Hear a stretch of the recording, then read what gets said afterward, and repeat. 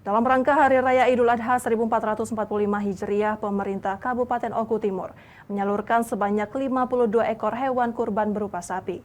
Hewan kurban tersebut telah didistribusikan di 20 kecamatan yang ada di Oku Timur. Momen Hari Raya Idul Adha memiliki makna yang cukup mendalam bagi umat muslim di seluruh tanah air. Tidak terkecuali umat muslim yang ada di Kabupaten Oku Timur. Selain daripada makna itu sendiri, Hari Raya Idul Adha identik dengan tradisi penyembelihan hewan kurban. Dalam rangka Hari Raya Idul Adha 1445 Hijriah, Pemkab Oku Timur menyalurkan sebanyak 52 ekor hewan kurban berupa sapi. Dan hewan kurban tersebut didistribusikan ke 20 kecamatan yang ada di Bumi Sebidung Sehaluan untuk nantinya akan dibagikan ke masyarakat yang membutuhkan. Dilakukannya penyebaran hewan kurban di 20 kecamatan yang ada di Kabupaten Oku Timur tersebut semata-mata ingin berbagi nikmat agar masyarakat di Kabupaten Oku Timur dapat ikut merasakan.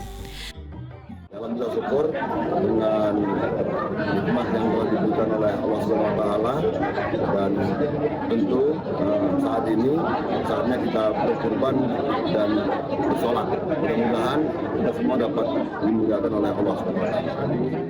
Dari Oku Timur, Jermiko Francisco, iNews melaporkan.